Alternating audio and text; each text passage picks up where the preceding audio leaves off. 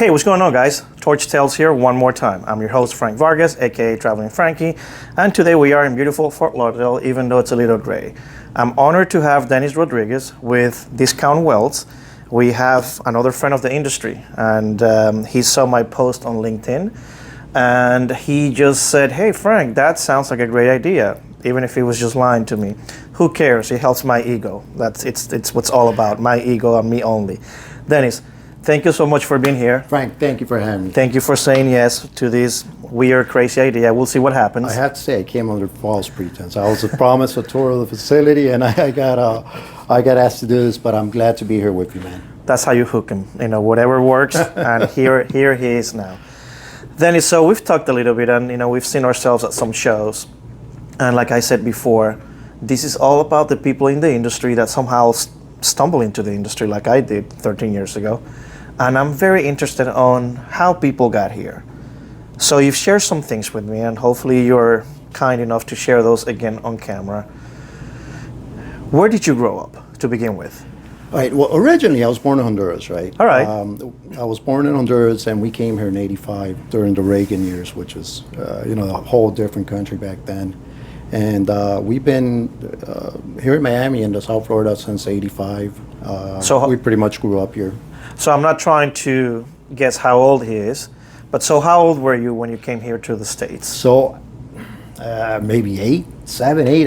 I kind of forget. See, but I'm around there. I'm throwing you off. He's still playing with one ear, but you guys can do your own math and pull out the calculators.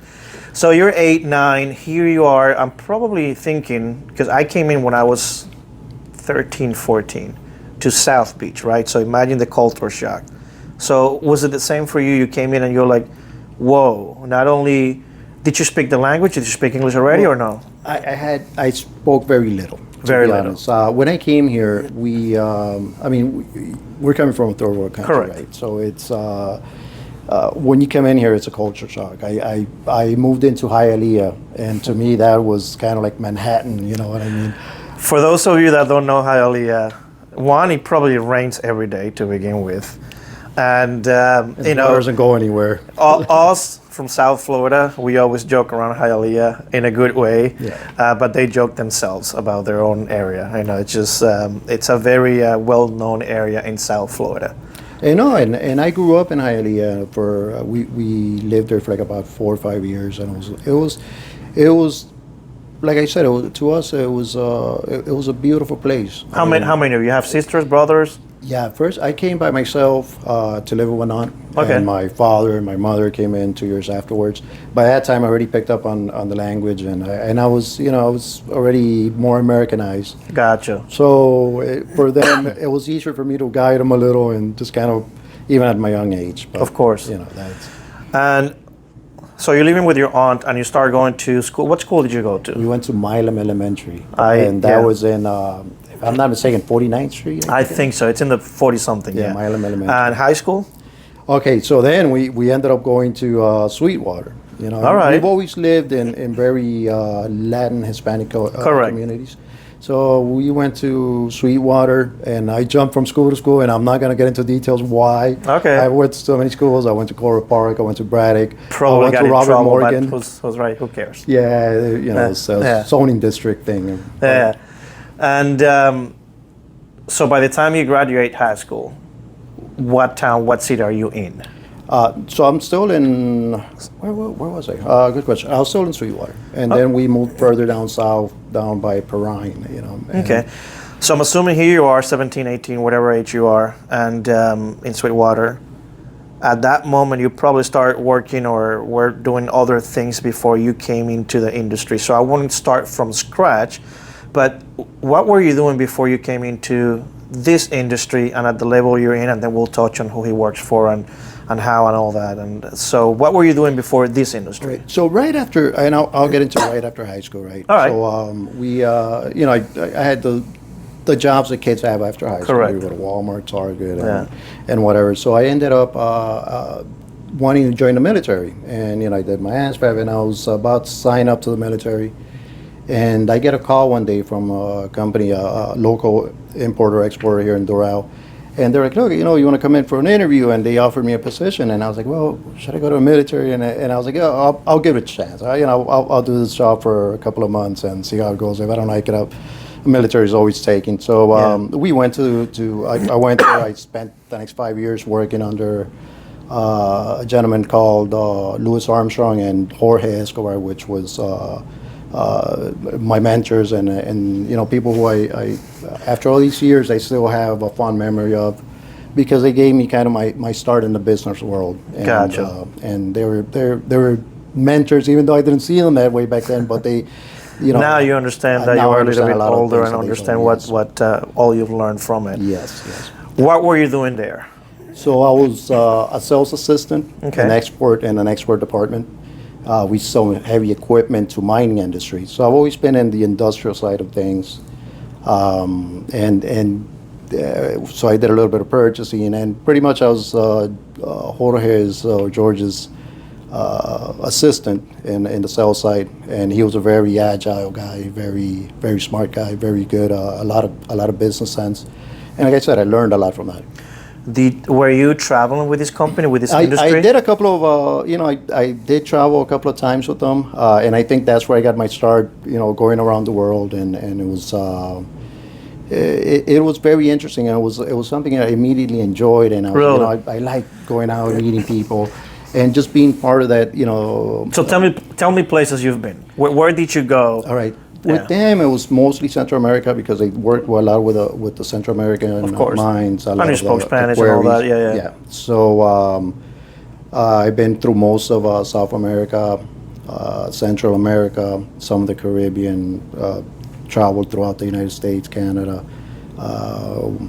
Later on, I went down to Asia. It's a culture shock when you see all these places. For sure. Like I said, when you're coming from where I was born, when there's a lot of poverty, and then you start seeing all these amazing places, it's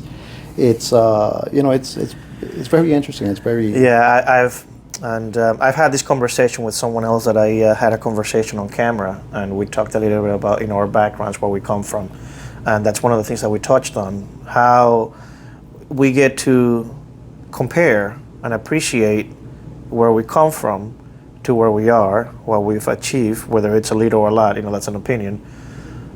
But it's definitely, we don't take it for granted. I think most of us don't take it for granted, and we understand the opportunities that we've been given. So I totally understand what you're saying. I think you are in this industry, the welding industry, through the distributor side. Yes. And I think you are a COVID baby, meaning you are in this industry because of COVID. Am I correct? You are correct. So tell me a little bit about that transition. Here we are, 2018, 2019, bam, the world gets into panic mode, and you end up, who do you work for right now? Tell me. For the wonderful company called Discount Welds. All right, which is where? We're located in Miami, Florida. We're one of the largest distributors here in Florida, and I'm very proud to work for this company. Amazing people we work with. Cool. And Silvio, it's the owner, Silvio right? Fernandez, he's the best owner. Yeah. Tremendous guy. Yeah, you know him personally. Correct. I'm lucky enough guy. to know Silvio, and Silvio, again, you're going to be here soon, right? Because I asked him, and he said yes. So he came back out once you see this. So now we know who you work for. How did you become part of Discount Welds? All right, so I'm going to backtrack a little, right? All right. So I was after leaving Armstrong Equipment, I got into the automotive industry, and I did my rounds in auto parts. I worked as a sales manager for a company for 5 years. Afterwards, I opened my own business, and I had my own business for about 6 years, which we ended up closing down. And that's a whole different story. I'll probably tell you in another podcast. Part two. So after that, I was working. I did about two other sales jobs. So in the company I was with, I ended up getting COVID, right? And I ended up testing positive for like 4 or 5 months. And it just kept going on. And, Yeah. and back then, at the beginning of COVID, He just didn't want to go back to work. Yeah, and So let's face it, maybe right? that's it. But they kept asking for two negative results, and I just couldn't Yeah. come up with. I couldn't get one negative result. Yeah. It kept testing positive and positive. So when I finally got The green light, the okay. yeah, and I went to the company I was working for, they were shut down. So I was like, well, I got to do something. I just can't be at home. I've already been at home for 4 months, 4 months, and I needed to get out. Yeah.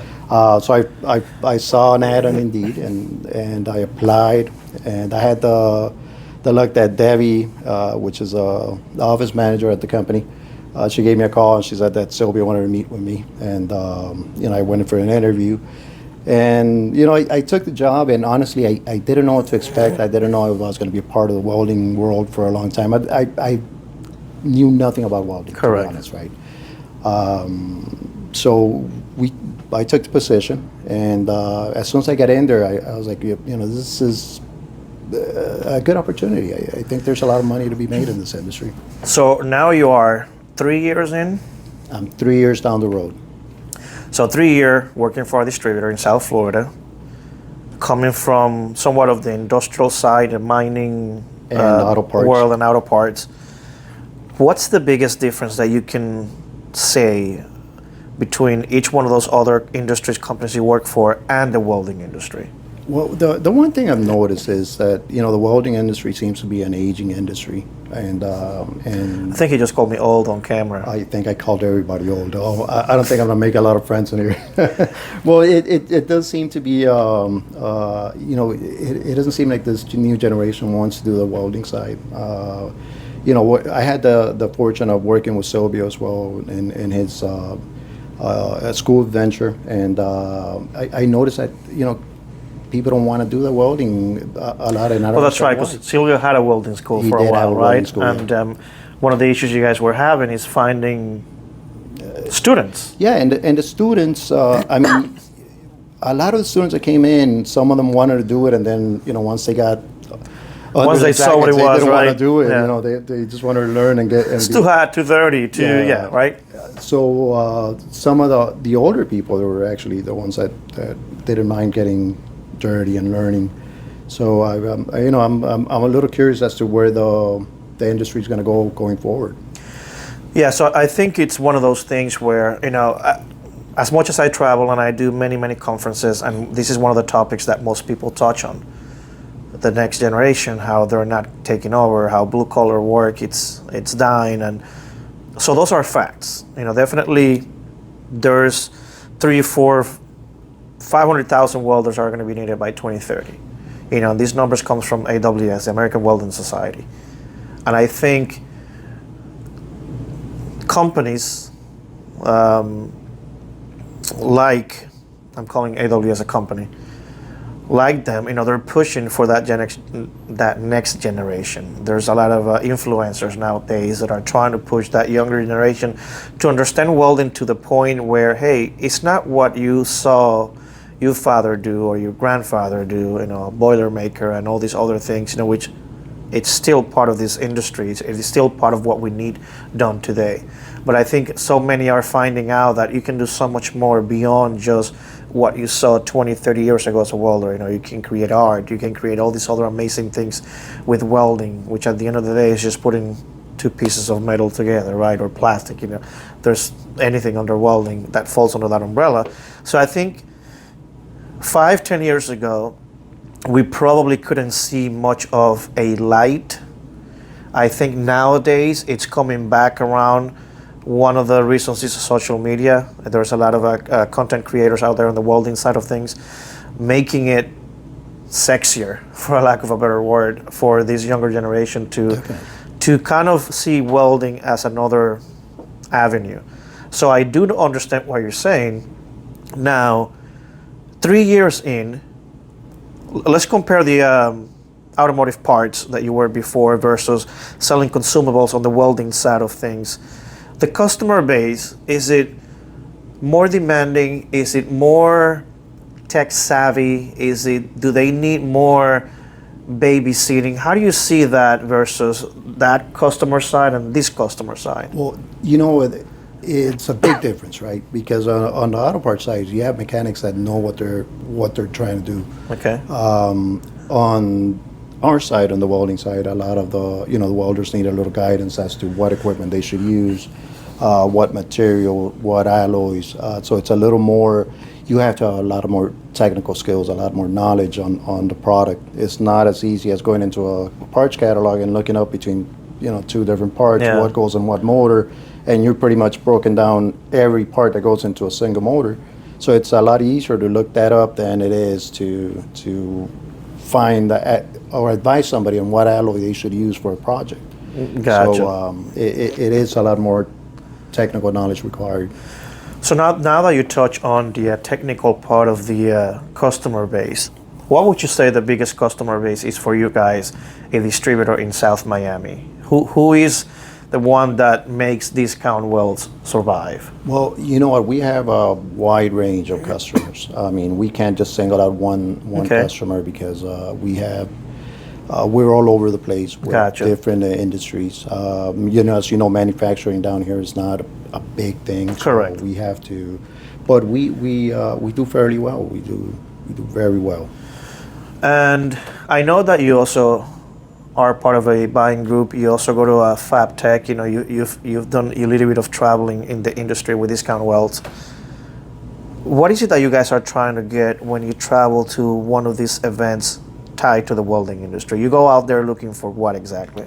Well, I'm trying to find you, Frank, because I can't see you over here, but I see you in all the shows. So, as I Isn't this guy lucky? He got me here now, and here we are in front of the camera, telling you. Yeah. Well, we're trying to network out there. We're Yeah. trying to see what's the new technology out there, what we could offer our customers to make their jobs easier. And I have to tell you that the technology out there nowadays, it's fantastic. I mean, people are doing amazing things that I 3 years ago I didn't even know existed. And, I'm very surprised by the advances in the industry. Oh yeah, for sure. And I'm pretty sure if this new generation saw or was able to go to these shows and be able to see what they do, how they create things, they will be more excited about the industry itself. Oh yeah, no, you are 100% right. Here you are. You wake up. I think you drive about an hour to get to the shop, right? About an hour, yeah. Yeah. So he I lives do. south of where Discount Welds is, and that's a commute that I wouldn't like. But hey, you show up, and what's your title at Discount? I have many titles. So no, Many if we titles. had to make one business card with one title only, what would that one be? Because I'm going to ask you something else about after that, but what would that be? The one title. I mean, I'll tell you this. I went in as the purchasing manager. Okay, And, which is how I met you. That was what I thought of you when I first met you, right? Silvio Discount has a new purchasing manager, which I gotta become good friends with. You know how course he my does. positions work. Come on, hey, but I do know, been in the industry and other industries for so long, that you get hired. Me, for example, as one thing. And then you have to wear many hats because a small company, small distributor, that's the way it is. So you show up, talk to me a little bit briefly what your day entails. We have, like I said, we have an amazing team at Discount Welds. I mean, everybody from the ladies in accounting to the people at the counter, our drivers, person's always willing to help, our warehouse guys. It's a good team that we have, a good team of people, and we make sure that our customers are taken care of. So just to start off the day, we make sure the trucks are loaded, that the orders are filled, and usually that takes about an hour, 2 hours. So we make sure that our salespeople they have everything they need, they have their orders in the system. We get with the salespeople to see what they need. Are they missing anything? So it's pretty hectic in the morning, and throughout the day we have a constant flow of people coming in to buy their materials, to buy their equipment. So it is a challenging day. Yeah.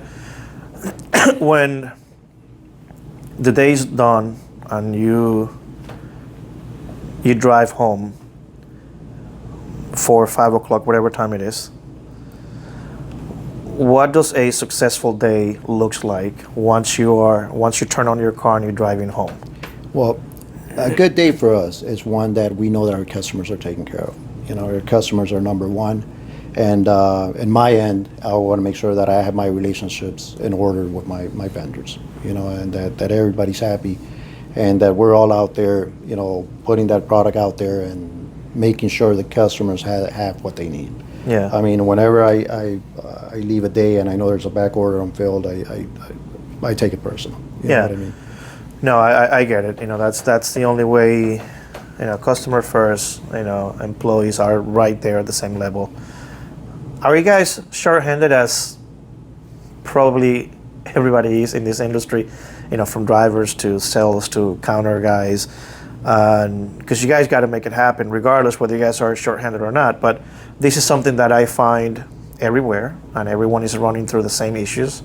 Are you guys having the same issues? Oh, most definitely. I mean, it's a challenge to get people to come in, and I'm not sure what it is, but it's very difficult to hire talented, quality people that will be able to pick up on the terminology, on the technical side. It's difficult. It's very challenging. You know, there was a point in time a few years ago that it was just me, two people, and pretty much taking care of everything, and we had the ladies in the back kind of helping us out. We didn't have any warehouse help except for the driver, so it got very, very stressful. We're lucky that we were able to fill some of those positions and get some quality people in there. But it is a challenge to get people in. I mean, it's become a challenge. Yeah, I think, you know, it's something that everyone's running into, you know, especially since COVID. You know, there's many reasons and many other, let's say, excuses people are using nowadays for not wanting to go to work. But we'll leave it at that. This is not that kind of show. And Dennis, when you looked at your growing up in Miami, coming here at 8, you know, you move around, you know, you go to different schools, exposed to different industries. Now you're in the welding industry. Is this an industry that you recommend from someone that, let's say, comes out of school, doesn't know what to do, is looking to grow, make a living for themselves? Is it something that you would recommend instead of many others industries out there, or jobs, careers? I mean, definitely. This is an industry that's, I mean, that it has a lot of possibilities, a lot of opportunities for kids coming out. I mean, we just have to get them in. We have to get them in. We have to get them excited about it. And it's not only the welding itself. We need people on the technical side. We need people repairing machines. We need people servicing them. We need people on the counters. We need drivers. It's an industry that has a lot of opportunities, and there's a lot of opportunities available. Yeah, I think, you know, we were having lunch, which is the second interview I do after having lunch, and I don't think that's going to be a good idea from now on, because I feel the sweats and I'm like, Tell me about it. Yeah, Tell you me know, about it. Dennis before the interview, he's like, dude, I feel like I'm just sweating, like we ate 1,000 calories, and we probably did. Yeah, it's probably but a little anyway, more. it just, yeah, I'm gonna have to change the MO on this whole thing. It's not working out the way I thought it was gonna be. So if I look any heavier in the camera, it's I it was always the look lunch. heavy. I always look heavy, so it's all good. And cameras do add 10 pounds. So in my How many case, they're cameras do we like have on 30. us? Yeah. We have 3 cameras on us. Yeah. I'm pretty sure it's. Now, so yes, so the industry, we got to make them excited. You know, we have to tell them that there's more to it. And this is the conversation that we were having at lunch. It's that the welding industry, which is one of the reasons why I started doing this, there's so many faces to it. You know, most people think, oh, I'm in the welding industry, it means that I should have a welder machine on me or a torch. Well, no. What about the manufacturers? What about the distributors? What about the reps, the sales, the vendors, the buying groups? The list goes on and on and on. There's so many things that have to happen before that welder it's putting those two metals together. So all of that, it's one of the reasons why I came up with this idea to share light on everything else that happens behind the hood, behind doors, before it gets to the end user. How many All right, let me rephrase this because that was going to come out wrong. Out of the customers that come in and buy on a daily basis, no names, there's got to be customers that walk in and you go, you shouldn't be doing this. You have no clue what you're doing. Yeah. And, I mean, I don't want to say that, but I mean, there's customers that come in and you cringe when they ask you for. You just know that they need a lot You're of like, oh, guidance. he's Let's gonna- just put it that way, he's right? gonna They be just need a lot of back. hand holding. Oh yeah, he's gonna be back, Yeah. and he's gonna probably come back with. And they're gonna come needing- back, this welder's not working, this torch, this look at my joints, this thing just came off. And you kind of knew that from the beginning before they left the building. And especially a lot of the customers that come in saying, "I saw it on YouTube," and I saw it on YouTube. I'm like, do you know what you're? No, but I saw it on YouTube. Yeah, was like, I Googled okay. it, so. Yeah, I was like, all right, that's. Well, hey, I saw this whole thing on YouTube, so I mean, sometimes it works. Well, I hope yeah. it does. I want to thank you, Dennis, and for spending this little bit of time, of your personal time here on camera. He came in for a tour. I gave him a tour of the factory, and hopefully he learned something about how we do some things here. But at the end of the day, we talked about this, is building those relationships, and I hope you have a better level of understanding how to promote a line, not my line, anybody else's line, by knowing the line a little bit better. I think, that goes for every one of us out there. Every time I stop by and just to say hi to Dennis, he's always very courteous, always, takes the time to say hi and kind of tell me whether things are going right or wrong, which gives us always a shot to fix whatever it's going wrong. And that's all we always ask on this side of the table. Just give me a shot. If I can fix it, great. If I can't make it happen, sorry, hopefully the next time. But at least you've done that with me, giving me the shot. I've always fixing whatever issues that we might have. We might not get it right all the time, but you are definitely doing good. I think this count, you can see the growth and the progress on the company since you came along. So you have helped along with everybody else that have been there for a while, that also cares about what they do. And that's very important, and that's the only way that things can work. I just want to say again, thank you to Dennis, to everyone out there that keeps saying yes to this crazy idea. This is going to start airing soon, but in fact, by the time you see this one, you have probably already seen a few, because it's going to start airing soon. And I'll see you somewhere out there on the next town, next office, next anything. Dennis, anything else you want to add? Well, if he invites you to lunch, expect to have a camera in front of you in a half an hour afterwards. So, well, thank you very much, Frank. I really appreciate the time. You got it, brother.